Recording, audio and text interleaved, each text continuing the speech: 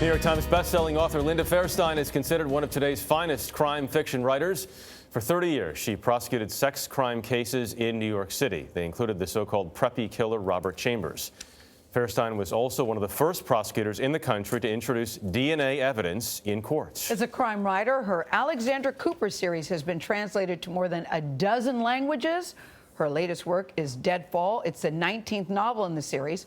Author and famed crime writer Lee Child calls her, I like this title, the queen of intelligent suspense. You go, Linda Fairstein. Lee Child knows what he's talking about. He certainly does. She joins us at the table to discuss the latest one.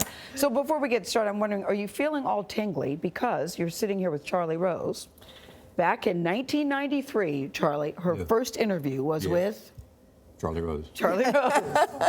I wrote a nonfiction book. Yes, my first book was nonfiction, sexual violence. 19 books later. And 19 books later. But to be, the credibility it gave to have you sitting there authenticating in that dark set, that book. She said you did a good job.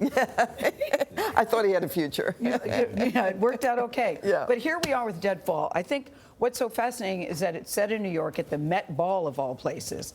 And I'm wondering, was it difficult to start this book because it picks up an hour later after your last book? Easiest book I ever started because last year's Killer Look ends with a murder. And so this one I knew an hour later that Alex would be in the morgue with the victim whom she knew, and she witnessed the shooting. It was her boss, and he actually fell into her arms when he was killed, so she's got blood stains.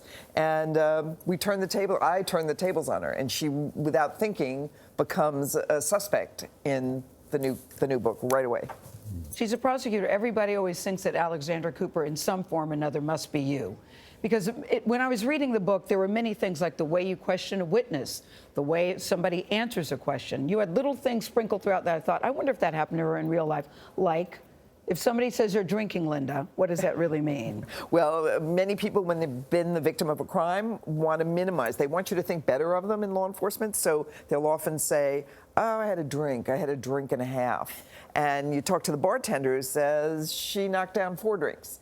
Or 3. And so if they repeat the question after you ask them? If I repeat the question after you, I'm trying to think of an answer. It may not be the best answer, so I turn those again around on her. How has Alex changed? So 19 books later, I'm actually 24 years older than when I first created her. She's aged 3 years, which is pretty nice. So physically, she was 35, she's only 38.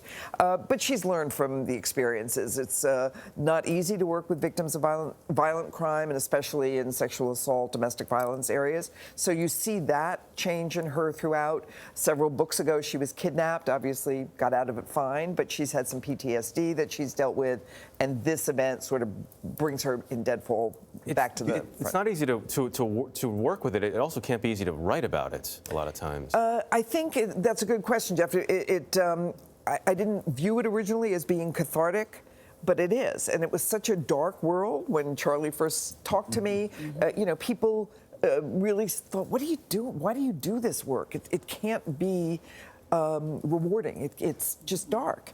And for me, it was richly rewarding because we were getting, for the first time, justice in court for victims of this kind of intimate violence. So to write about it, I think helped me work through a lot of the issues and then give it to the reader. How do you get better at what you do? Do you read other very good crime writers, and if so, who are they? Yes, I read them all the time. Harlan Coben is a good friend of the show, and Lee Child, and Mary Higgins Clark, and Lisa Scottolini. David Baldacci probably changed my writing style without knowing it. How did he do that? I had written 3 books. My late husband and I had lunch with him, and in prep for the lunch, my husband raced through a bunch of his books, and he said, David, you end every chapter with a tease. You make me want a page turn at the end of every chapter. I can't go to sleep. That kind of every writer's dream.